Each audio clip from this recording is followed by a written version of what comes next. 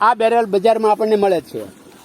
જીવામૃત બનાવવા માટે 5 વસ્તુ: 10 લીટર ગૌમૂત્ર, 10 કિલો છે એ દેશી ગાયનું છાણ, 1 કિલો ગોળ, 1 કિલો કોઈ પણ કઠોળનો લોટ અને 250 થી 300 ગ્રામ જેટલી માટી, જે મોટાભાગે વડ નીચેથી, વડ ન હોય તો પીપળો, પીપળો ન હોય તો લીમડો, અને આ ઝાડ ન હોય તો શેઢાપાળા ઉપરથી આ વસ્તુ લઈ શકીએ છીએ.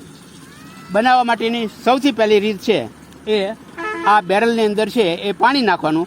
પાણી નાખ્યા પછી સૌથી પહેલાં છે એ એની અંદર ગોબર એટલે કે છાણ નાખી દેવાનું. તો છાણ આપણે નાખીએ છીએ, સરસ મજાની રીતે બેન અંદર નાખીએ છીએ.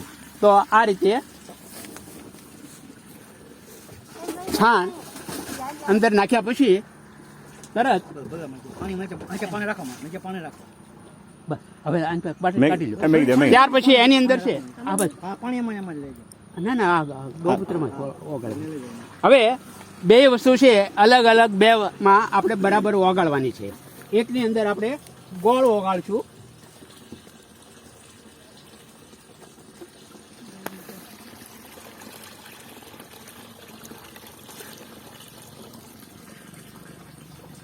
ઓમ નમઃ શિવાય.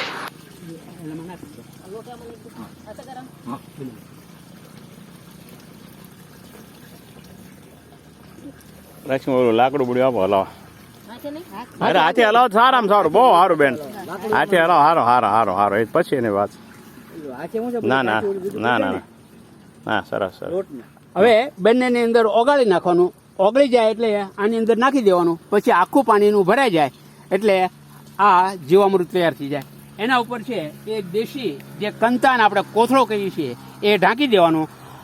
શિયાળો હોય તો 4 થી 5 દિવસમાં તૈયાર થાય, ઉનાળો હોય તો 3 દિવસે તૈયાર થાય, અને ચોમાસામાં એ વરસાદ ઉપર આધાર રાખે છે. તૈયાર થઈ જાય એટલે રાશનભાઈએ જે થિયરીમાં કીધું એ પ્રમાણે એની સુગંધ આવી જાય છે. તો આ રીતે એક એક વસ્તુ નાખી અને આપણે ભરી શકીએ છીએ. તો આ રીતે આપણે જીવામૃત ઉત્તમ પ્રકારનું બનાવી શકાય છે. હવે કોઈને કાંઈ પ્રશ્ન હોય તો પૂછી શકો છો. હા, જય ગૌ માતા. જય ગૌ માતા, જય ગૌ માતા, જય ગૌ માતા. હવે આપણે બેનો નીકળીએ.